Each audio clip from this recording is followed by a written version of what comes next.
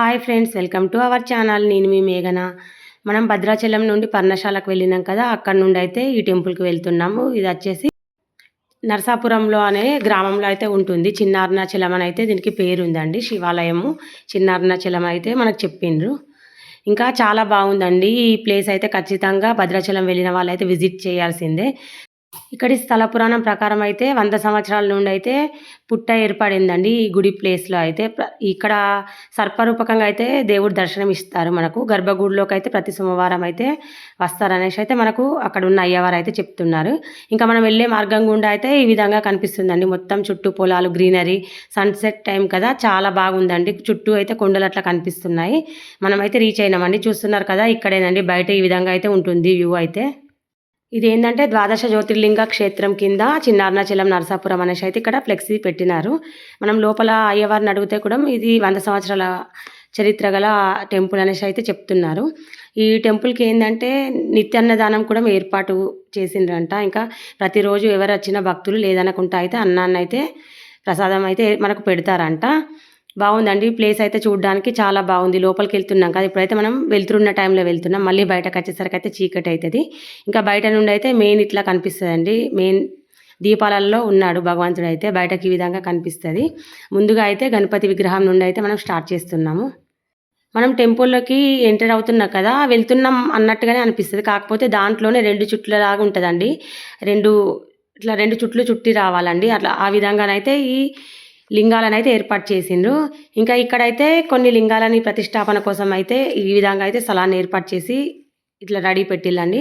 ఇక్కడ 1008 లింగాలను అయితే ప్రతిష్టాపన జరుపుతారంట. ఇంకా కొంచెం అయితే వర్క్ అయితే జరుగుతుందండి. ఇక్కడ గుడి కట్టడాల కింద అయితే కొంచెం ఇంకా వర్క్ చేస్తున్నారు. మేము వెళ్ళిన టైంలో కూడా ఇంకా అక్కడ వర్కర్స్ ఉన్నారు. ఇంకా ఇక్కడ బాగుందండి. చాలా లింగాలను అయితే చూస్తాము మనము. కాశీ, త్రయంబకేశ్వర్, కేదార్నాథ్, బద్రీనాథ్, ఇంకా అక్కడిక్కడ ఉండే దేవుళ్ళందరినీ అయితే ఇక్కడ ప్రతిష్టాపన అయితే చేసిండ్రు.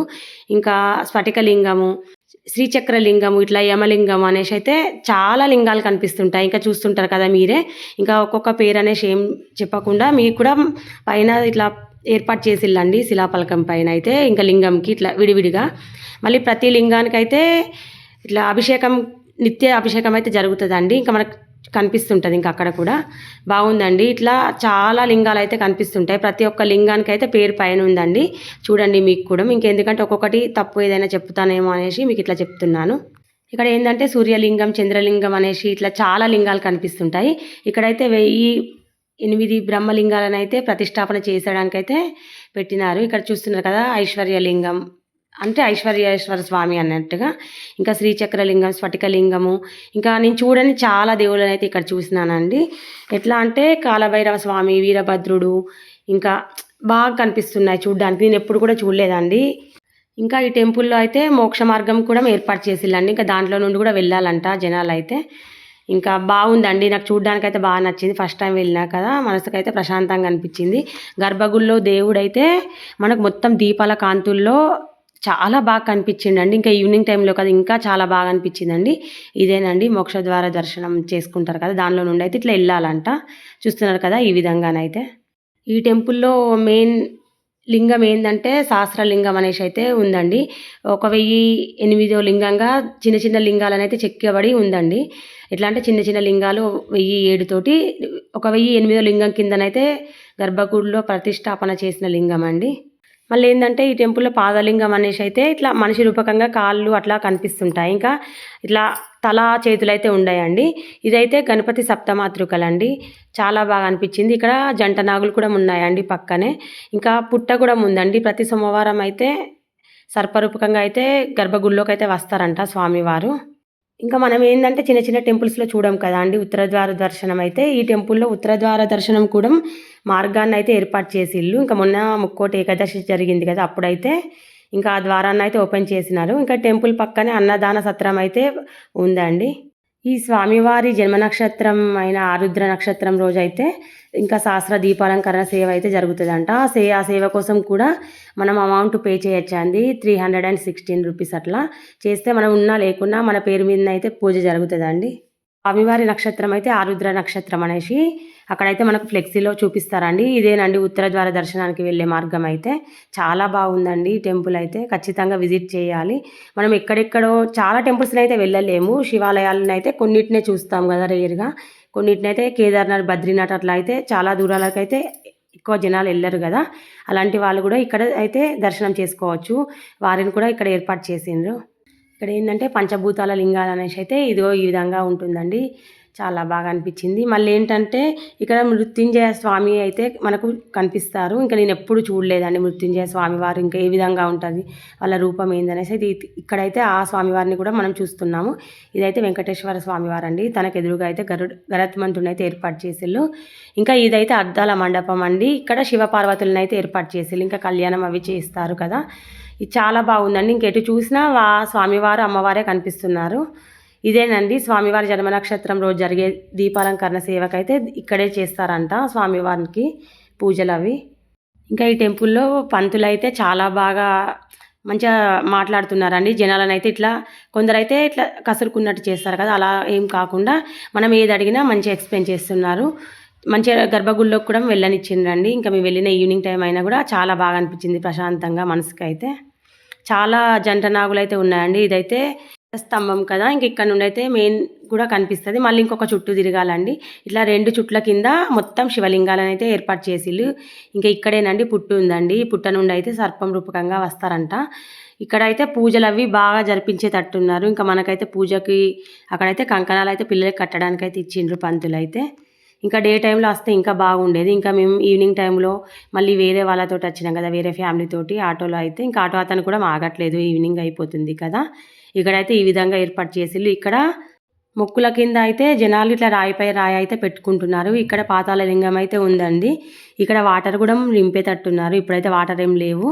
ఇదేనండి పాతాళ లింగం. చాలా బాగా అనిపించింది. చాలా మొక్కులు అయితే మొక్కుకున్నారు జనాలు అయితే. నేనైతే తిరుపతిలో చూస్తానండి ఇలాంటి మొక్కుల కింద రాళ్ళని పెడతారు కదా పేర్చుకోవడం, అలాంటిది ఇంకా ఇప్పుడు చూస్తున్నాను మళ్ళీ. ఇదేనండి శ్రీచక్ర లింగం. మనం ఇట్లా ఈ విధంగా శ్రీచక్ర లింగాన్ని అయితే ఏర్పాటు చేసేదైతే ఫస్ట్ టైం చూడడం అయితే. ఇంకెక్కడ చూడలేదండి. శ్రీచక్ర అంటే ఏంటంటే అమ్మవారి టెంపుల్స్లో ఉంటుంది కదా శ్రీచక్రం, మరి లింగాన్ని కూడా ఆ విధంగా ఏర్పాటు చేసిళ్ళు. ఇదండి వీరభద్ర స్వామి. ఇంకా బాగా అనిపించిందండి. ఇక్కడ చూస్తున్నారు కదా మృత్యుంజయ స్వామి. ఈ ఈ విగ్రహాన్ని కూడా నేను ఎప్పుడు చూడలేదండి. చాలా బాగా అనిపించింది తనని చూడగానే. ఇక్కడ నవగ్రహాల రూపకంగా కూడా మనకు నవగ్రహాలు ఉంటాయి కదా, నవరత్నాలు నవగ్రహాలు అనేసి వాటి రూపకంగా కూడా లింగాల రూపకంగానే వాటిని కూడా ఏర్పాటు చేసిళ్ళు. మామూలుగా అయితే నవగ్రహాల విగ్రహాలను అయితే ప్రతిష్టాపన చేస్తారు కదా, కాకపోతే ఈ శివాలయంలో ఏ దేవుడినైనా లింగ రూపకంగానే ఏర్పాటు చేసిళ్ళు. కొన్ని మెయిన్ కాలభైరవుడు, మృత్యుంజయుడు ఇలాంటినైతే ఇట్లా విగ్రహాల రూపకంగా అయితే చూస్తున్నాము. ఇంకా బయట నుండి అయితే ఈ విధంగా కనిపిస్తుంది.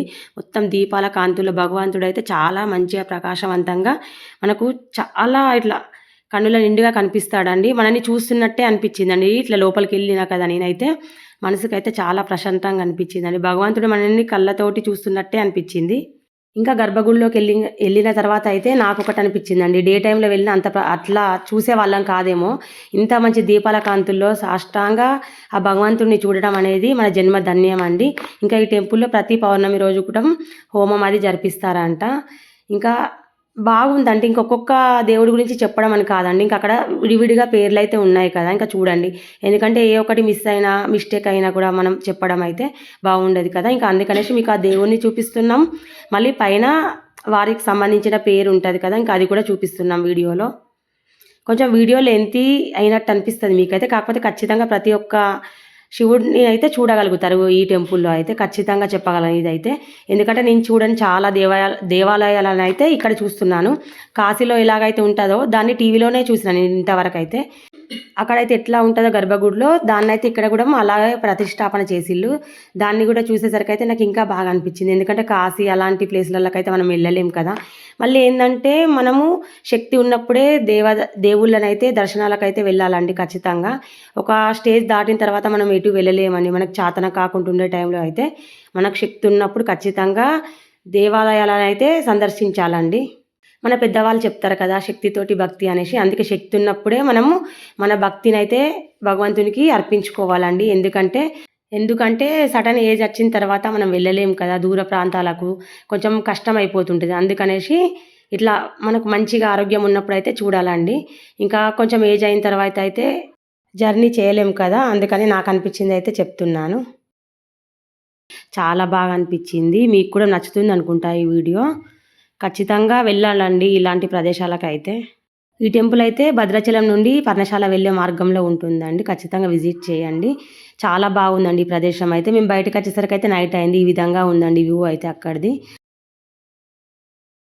Thank you for watching.